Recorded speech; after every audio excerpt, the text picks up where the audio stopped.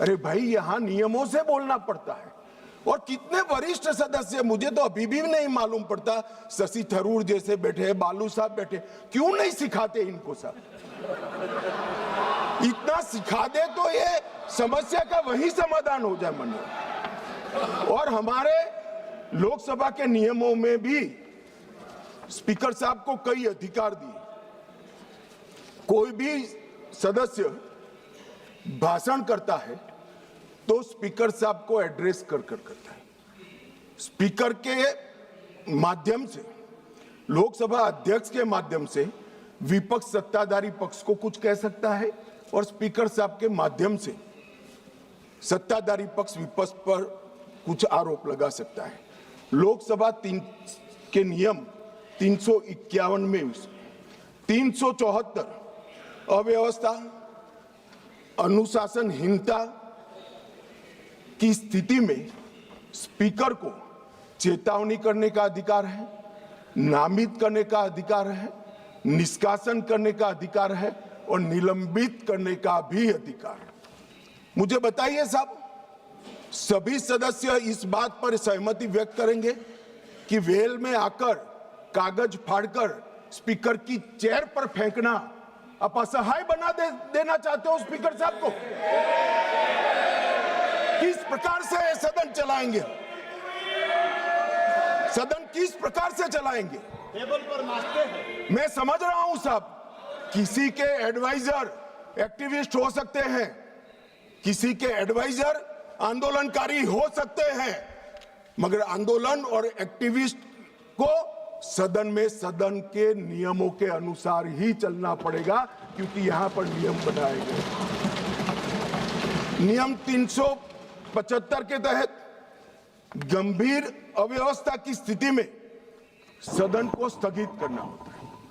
मान्यवर, आप किसी को बोलने ही नहीं दोगे। कितने भी बड़े महत्वपूर्ण मुद्दे हो, खड़े होकर आप विरोध करते रहोगे और प्रधानमंत्री जी की चेयर तक सारे महिला सांसद एकत्रित होकर आ जाएंगे। ये मैं नहीं मानता किसी भी प्रकार से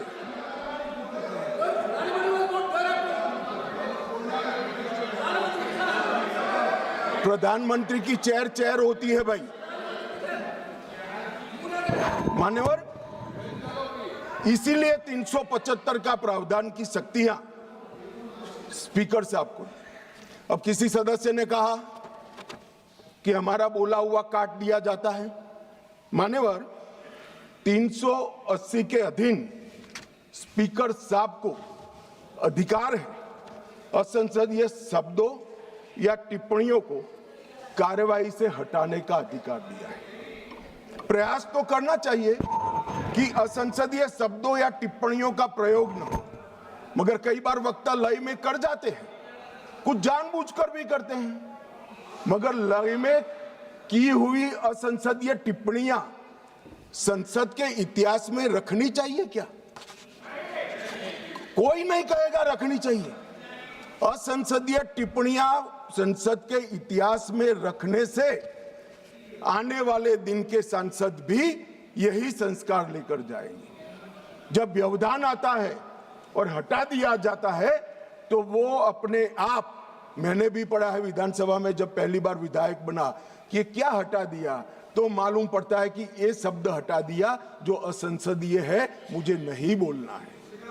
मगर यहां तो आग्रह है कि हम कोई भी भाषा का प्रयोग करें, इसको रखने दीजिए। ऐसे सदन नहीं चलता।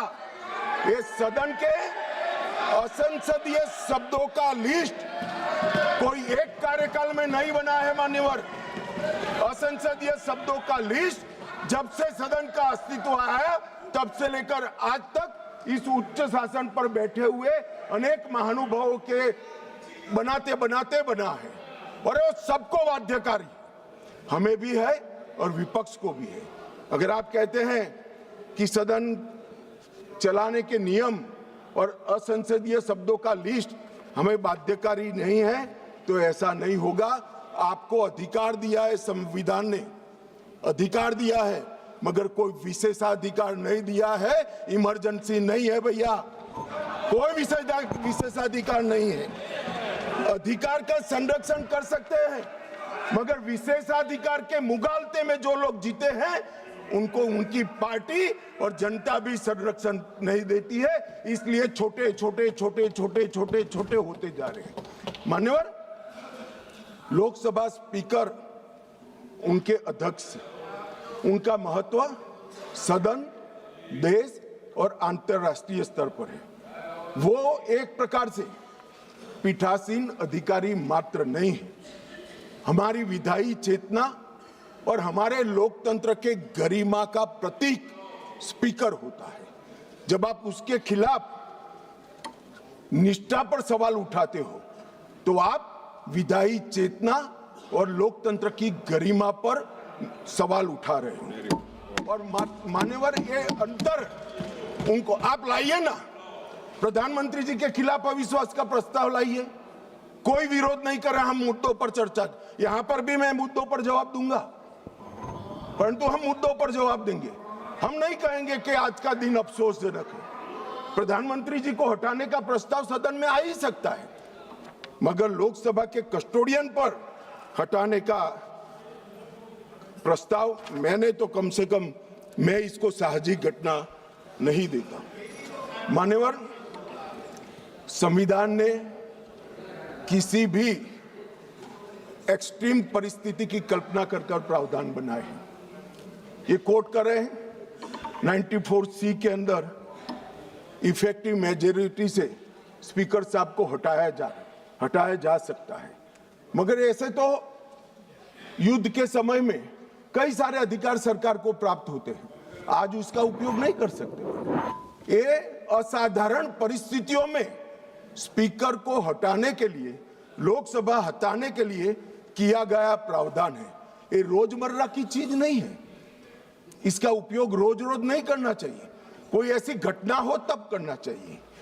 मान्यवर, अनुच्छेद 96 के तहत अध्यक्ष को हटाने का प्रस्ताव जब विचाराधीन हो तब संबंधित पीठासीन अधिकारियों अध्यक्ष की सदन की अध्यक्षता नहीं करेंगे। क्या हुआ, पहले 3 बार आया, मैंने कहा तीनों बार प्रस्ताव कांग्रेस पार्टी सत्ता में थी तब आए, हम नहीं लाए थे मगर आए। तीनों वक्त ये परंपरा रही कि जब स्पीकर की पर अविश्वास की प्रस्ताव की चर्चा होगी तब स्पीकर साहब इस स्थान पर आसन ग्रहण नहीं करेंगे। तीनों बार, मगर 14 दिन तक सबने अध्यक्षता करी। एकमात्र स्पीकर श्री ओम बिरला है जिन्होंने मॉरल ग्राउंड पर, जब से उन्होंने इसको नामित किया तब से नहीं। और ये हमें मॉरल ग्राउंड सिखा रहे हैं। बिरला साहब को मॉरल ग्राउंड मत सिखाइए। जब आपकी बारी थी, आपकी पार्टी से चुने हुए संसद सदस्य स्पीकर बने थे और आप पार्टी में थे, तब सब बैठे थे, बिरला साहब नहीं बैठे। मान्यवर, उनको मत देने का अधिकार नहीं, तो वो तो बैठे ही नहीं है, तो मत कहां से देंगे। चर्चा में भाग लेने का अधिकार है, मगर वो बैठेंगे ही नहीं तो चर्चा में कहां। अब इससे उच्च मॉरल ग्राउंड कोई हो नहीं सकता। मान्यवर, इसकी प्रशंसा करने की जगह इसकी निंदा करें। मान्यवर, 94C के तहत अध्यक्ष को केवल असाधारण और गंभीर परिस्थितियों में हटाया जा सकता है, और वहां पर रूटीन प्रोसीजर नहीं रखी। 3 प्रकार की मेजॉरिटी होती है, सिंपल मेजॉरिटी, इफेक्टिव मेजॉरिटी और स्पेशल मेजॉरिटी जो 2/3 का है। सभी पद के लिए हमारे संविधान ने अलग अलग प्रावधान किए हैं। प्रधानमंत्री जी को हटाना है तो सादा बहुमत चाहिए, मगर स्पीकर को हटाना है तो इफेक्टिव मेजॉरिटी चाहिए। ये एक प्रकार से ये स्पीकर संविधान में लिखा है भाई, पढ़ लीजिए। मान्यवर, ये एक प्रकार से संरक्षण दिया गया। जैसे न्यायपालिका के, आप बैठ जाइए दादा, बैठ जाइए। मान्यवर, ये पद की गरिमा और निष्पक्षता बनाए रखने के लिए एक कार्यकाल तक की इनको एक प्रकार से सुरक्षा देने का काम हुआ है। मान्यवर, मैं अविश्वास प्रस्ताव के जो रखा गया है उस पर भी बात करना चाहता हूं। अनुच्छेद 94C के तहत और लोकसभा के चलने के नियम 200 के अनुसार संकल्प का नोटिस माननीय सदस्य श्री वेणुगोपाल जी और 119 सदस्यों ने दिया। अब शायद वो आधे अधूरे मन से ही लाए होंगे प्रस्ताव। पूरे देश को, दुनिया को मालूम है कि इशू का 2026वां वर्ष चल रहा है। उन्होंने अंदर तिथि में 2025 लिखी है। उन्होंने ऐसा सोचा कि इससे स्पीकर साहब रिजेक्ट कर सकते हैं। उन्होंने संकल्प ही संलग्न नहीं किया। जो संकल्प होता है वो संलग्न करता है, मगर भूल गए वो कॉपी संलग्न नहीं की। उनको लगा कि स्पीकर साहब इसके कारण रिजेक्ट कर देंगे और जब ये इनके ध्यान पर ला दिया गया तो उन्होंने नोटिस वापस ले लिया और दूसरा नोटिस आ गया। अब दूसरे नोटिस की बात करता हूं। दूसरे नोटिस में एकमात्र सी गौरव गोगोई के एक्चुअल हस्ताक्षर से बाकी सारे जेरोक्स थे। ये नियमों अनुसार रिजेक्ट होने का मामला है और फोटोकॉपी नहीं चलती। सदन के सदस्य ने एक्चुअल हस्ताक्षर वाला नोटिस देना होता है। साहब चलो मान लो एक्स्ट्राऑर्डिनरी सर्कमस्टेंसेस है, वो विपक्ष के सदस्य स्पीकर साहब के सामने अविश्वास की प्रस्ताव लाना चाहते हैं, मगर इतनी गंभीरता नहीं है कि नियमों के अनुसार लाए, नियमों के अनुसार लाए। माननीय, ये नियम पढ़ते ही नहीं है। कोई पार्टी के नियम से सदन नहीं चलेगा, इस लोकसभा के नियमों से ही ये सदन चलेगा। मान्यवर, फिर भी स्पीकर साहब की ऑफिस ने उनको मौका दिया कि भाई इतने इतने गलतियां हैं, आप सुधार लो। फिर अब उनको शर्म आई कि अब तो सुधारना ही पड़ेगा, ये तो रिजेक्ट करेंगे ही नहीं, तो फिर सुधार कर उसको दायर कर दिया। और मान्यवर, ये हाई मॉरल ग्राउंड की बात करते हैं और सदन में गंभीरता की बात करते हैं।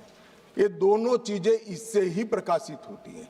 हाई मॉरल ग्राउंड ये है कि दो बार नियम अनुसार अविश्वास का प्रस्ताव न होने के बावजूद श्रीमान बिरला जी ने, हमारे अध्यक्ष जी ने उनको मौका देकर नोटिस सुधारने के लिए मौका दिया।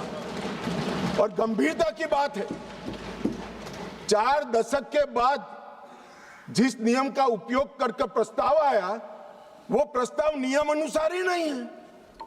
ये नियम को मानते ही नहीं है मान्यवर, और फिर कहते हैं कि हमें बोलने नहीं देते, हमें बोलने नहीं देते।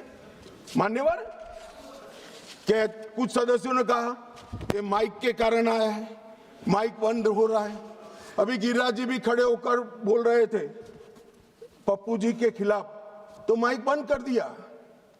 गिरिराज जी का भी बंद होता है मंत्री होने के बावजूद। ऐसा नहीं है भाई, ये सदन नियमों से चलता है और जो नियम अनुसार नहीं करेगा, डिसिप्लिन से नहीं करेगा, उसका माइक बंद ही हो जाएगा और उसका माइक बंद हो ही जाना चाहिए।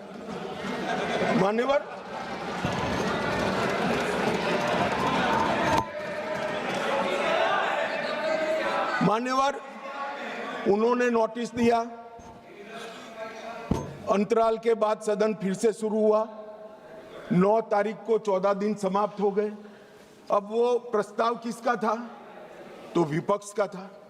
हम तो तैयारी कर आए थे, स्पीकर साहब चेयर पर भी नहीं बैठे।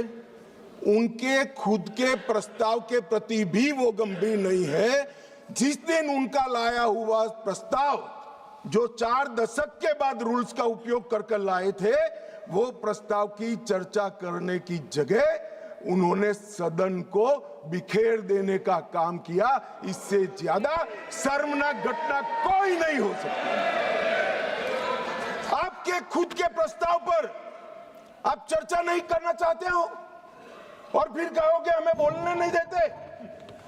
बिजनेस एडवाइजरी कमेटी ने सबकी सहमति से 9 तारीख मुकर्रर की थी मान्यवर, वो भी बैठे थे।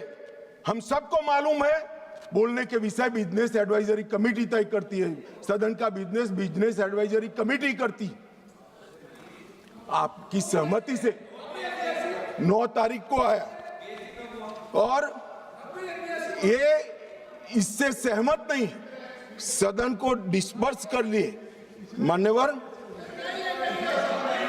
और मैंने तो साहब ये कितनी गंभीरता है मैं बताता हूं। इन्होंने पूरे भाषण मैंने ध्यानपूर्वक पढ़े भी है, सुने भी है मान्यवर।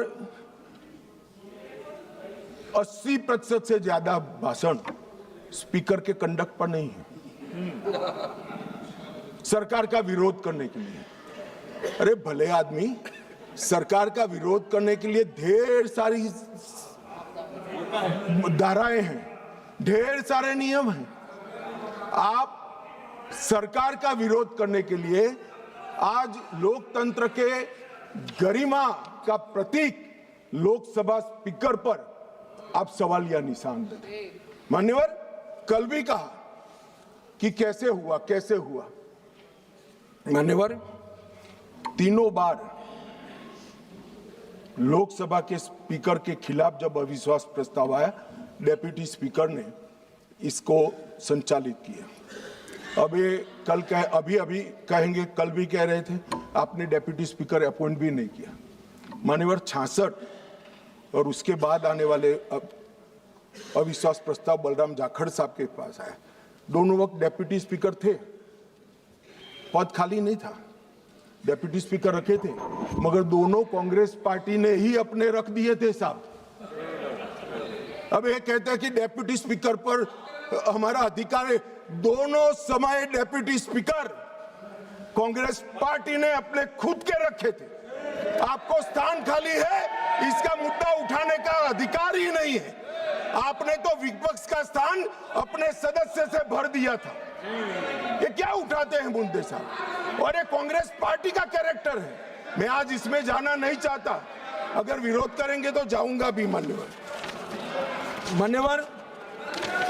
फिर उन्होंने कहा भाई एसवी के राव आपकी पार्टी के सदस्य थे और दोनों बार एसवी के राव उपाध्यक्ष थे।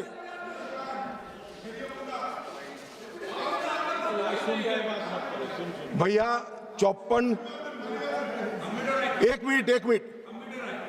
मिनट बैठ जाओ। 1954 उपाध्यक्ष श्री एम अनंतशयनम अयंगर कांग्रेस पार्टी के थे। 1966 एसवी के राव उपाध्यक्ष, वो भी कांग्रेस पार्टी के थे। आप तो विपक्ष को इसका भी, हमने तो कम से कम खाली रखा है आपके लिए, आपने तो खाली भी नहीं रखा, सत्ताधारी पार्टी से ही भर दिया।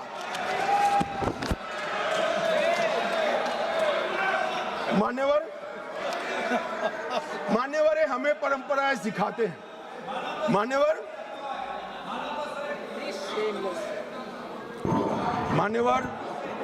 मैं विद्यमान लोकसभा स्पीकर साहब के लिए भी कुछ जरूर कहना चाहता हूं मान्यवर। 16वीं लोकसभा में 331 बैठकें थी, 17वीं लोकसभा में 274 और 25 तक 103 बैठकें हुई। 25 में बजट सत्र जो था 118% उत्पादकता वाला हुआ। इंदिरा गांधी जी के समय से अब तक एवरेज उत्पादकता 16वीं लोकसभा की 91%, 17वीं की 91% और 18वीं की इतने डिस्टर्बेंस के बावजूद भी 91% रही है। मैक्सिमम स्पीकर साहब के कार्यकाल के अंदर एक हुआ है। शून्यकाल की अवधि को अध्यक्ष जी ने 5 घंटे तक पहुंचाया। साहब मुझे भी विधायक सांसद रहते हुए 30 साल हुए, मैंने कभी नहीं देखा रात को 12 बजे तक सदस्यों को शून्यकाल उठाने का मौका हमारे स्पीकर, लोकसभा स्पीकर 202 सांसदों को मान्यवर प्रश्न उठाने का मौका मिला और 19 में जुलाई में 161 सांसदों को शून्यकाल उठाने का मौका दिया गया मान्यवर। अब ये कहते हैं मौका नहीं मिलता है मान्यवर। नई आवाजों को प्रोत्साहन करना भी स्पीकर का एक नैतिक दायित्व होता है। 19 में रिकॉर्ड 78 महिलाएं संसद में चुनकर आई। सभी महिला सांसदों को बोलने का अधिकार सरेक को 78 की 78 महिला सांसदों को बोलने का अधिकार हमारे स्पीकर साहब ने दिया है। बिरला जी के आग्रह से सदन के अंदर क्षेत्रीय भाषाओं का उपयोग भी बढ़ा और लगभग 14 भाषाओं में भाषण यहां पर करा गया। मान्यवर, ये बहुत बड़ी बात। सदस्य अपनी भाषा में बात कर सकता है और पहली बार अनुवाद की पैनल पूरी हुई है मान्यवर, और ये बहुत बड़ी बात है। डिजिटल संसद 2.0 लगभग 8000 घंटे का ऑडियो विजुअल रिकॉर्डिंग डिजिटल कर दिया गया है। आज युवाओं को संसद की भाषण और चर्चाएं सुननी है तो वो डिजिटली मान्यवर उपलब्ध है। राष्ट्रीय ई विधान एप्लीकेशन पूरी लोकसभा को पेपरलेस करने की दिशा में हम आगे बढ़ चुके हैं। और मान्यवर, राष्ट्रमंडल अध्यक्षों के पीठासीन अधिकारियों का 28वां जो सम्मेलन हुआ, इसमें बिरला साहब के भाषण को उपस्थित सभी संसद के स्पीकर्स ने इसकी बुरी प्रशंसा कर संसद की बढ़ा है। बिरला साहब ने ही बिल पर प्री सेशन ब्रीफिंग करने का अवसर सांसदों को दिया और सबसे बड़ी बात, अंग्रेजों के समय में बनी हुई संसद से हम भारत की आजादी के बाद बनी हुई संसद में भी बिरला साहब के मान्यवर, ये मैं इसलिए बता रहा हूं कि इसमें से कोई चीज उनकी मंशा से नहीं की है, सबको सर्वसहमति से किया है। मान्यवर, पूरे देश भर में भारतीय जनता पार्टी की छवि खंडित करने के लिए एक प्रचार चल रहा है। उन्हें बोलने नहीं दिया जाता, मगर मैं जो लोग ये प्रयास करें उनको कहना चाहता हूं, इससे भारतीय जनता पार्टी की छवि खंडित नहीं होती। क्योंकि कौन बोलेगा, कितना बोलेगा, कब बोलेगा और क्या बोलेगा, वो निर्णय सत्ताधारी पार्टी नहीं कर सकती। मान्यवर, आप करते हो, ये स्पीकर करते हैं। जब आप सुन लो ना, सुन लो, पहले सुन लो। मान्यवर, मैं स्पष्ट करना चाहता हूं कि हमने कभी विपक्ष की आवाज दबाने का काम नहीं किया। और ये लोग जो अभी मेरी आवाज दबाने का प्रयास कर रहे हैं, उनको मैं कहना चाहता हूं, विपक्ष की आवाज दबाने का काम तो 1975 में हुआ था, जब समूचा विपक्ष जेल के अंदर बंद कर दिया गया। ये विपक्ष की आवाज दबाना कहते हैं मान्यवर। और ये नियमों के अनुसार सदन चलाने का दायित्व मान्यवर स्पीकर का होता है, और ये स्पीकर को जो दायित्व दिया है वो लोकसभा के नियमों के तहत दिया है, जो बिरला साहब के समय में नहीं बने। 349 इनकी अविश्वास की प्रस्ताव में जिस स्पीकर के अधिकार के कारण अविश्वास प्रस्ताव लाए, मैं सब स्पष्ट करना चाहता हूं। सदन में सदस्य का समग्र आचरण कैसा हो, वो तय करने का अधिकार नियम संख्या 349 में पीठ को दिया है, आसन को दिया है। बोलते वक्त भाषा, प्रासंगिकता और मर्यादा, तीनों उसका निर्णय करने का काम मान्यवर अध्यक्ष जी को दिया है। मैंने पहले भी कहा कि मैं आज यहाँ स्पीकर साहब के अविश्वास के प्रस्ताव पर बोल रहा हूं, तो इस देश में माओवाद समाप्ति के कगार पर आया, इस पर नहीं बोल सकता, इसकी प्रासंगिकता नहीं है मान्यवर। और कितना बोलना है इसके लिए भी कुछ नियम बने हैं, कुछ परंपराएं बनी हैं। और मान्यवर, ये जो कहते हैं, मैं आज कांग्रेस पार्टी को थोड़ा बताना चाहता हूं। मान्यवर, 70वीं लोकसभा कांग्रेस पार्टी को 157 घंटे और 55 मिनट का समय दिया गया, जबकि उनके 52 सदस्य थे। इसकी तुलना में बीजेपी को 349 घंटे और 8 मिनट दिए गए, जबकि हमारी सदस्य संख्या 303 है। प्रोरेटा देखे तो बीजेपी से कांग्रेस पार्टी को 6 गुना अधिक समय देने का काम स्पीकर साहब ने किया है। मगर साहब, सीन कैसा है? दूसरे शब्दों में बीजेपी के पास 6 गुना अधिक सदस्य थे, मगर हमें अन्याय हुआ है। और 18वीं लोकसभा में कांग्रेस पार्टी द्वारा कल तक 71 घंटे बोला गया, उनके पास 99 सदस्य हैं। और भारतीय जनता पार्टी को 71 बनाम 122 घंटे मिले हैं, जबकि हमारे 239 सदस्य हैं। तो एक प्रकार से इसमें भी 18वीं लोकसभा में भी कांग्रेस को भाजपा से 2 गुना समय। अब मान्यवर, विपक्ष के नेताजी का ग्रीवेंसेस है कि मुझे बोलने नहीं दिया जाता, विपक्ष के नेता की आवाज दबा देते। अब मान्यवर, मैं उनको पूछना चाहता हूं, कांग्रेस पार्टी में 157 घंटा 55 मिनट बोला गया, वो कौन बोलेगा, वो तय कौन करेगा? स्पीकर करेंगे क्या? नहीं, वो तय आपको करना है, विपक्ष के नेता ने करना है। मगर बोलने का मौका आता है तब जर्मनी होते हैं, इंग्लैंड होते हैं मान्यवर,